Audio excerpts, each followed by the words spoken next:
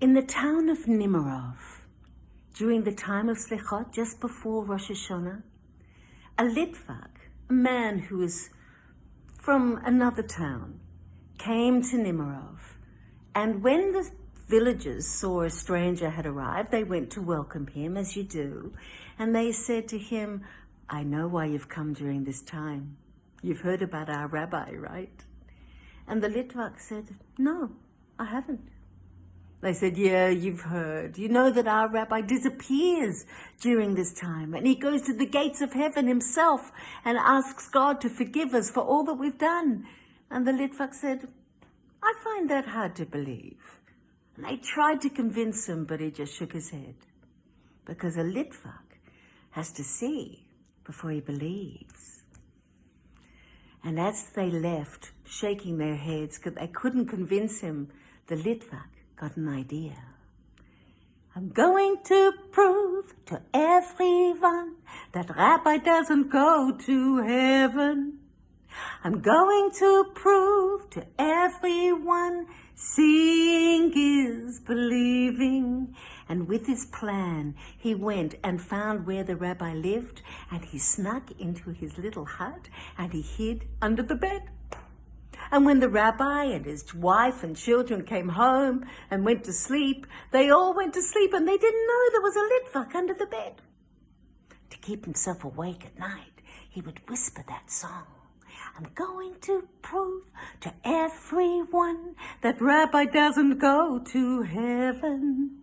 I'm going to prove to everyone seeing is believing." In the morning, before the sun had even got up, that rabbi got up and the Litvak watched. And the rabbi put on peasant clothes, and he put a big belt around his sack tunic, and he put on black boots. And in that belt he put an axe, and over his shoulder he put some rope, and he crept out as the sun was just beginning to rise, and the Litvak followed.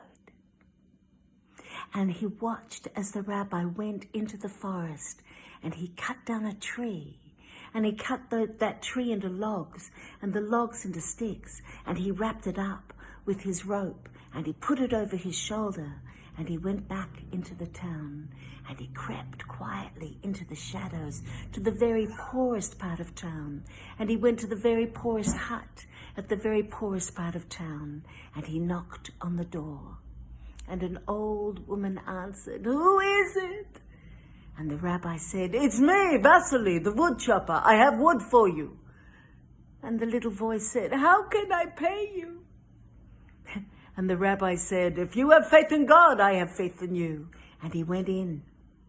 And there was an old woman sick in bed. And he got to the cold fire in that cold little hut, and he began to make a fire. And while he did, he sang the prayers of Slichot. And then he took some vegetables out of his pack, and he went to the fire and put a pot of water, and he filled it up with the vegetables and made some soup until that little hut was all warm and cozy, and that old woman had food to eat. And when the Litvak saw that, he became a great follower of the rabbi.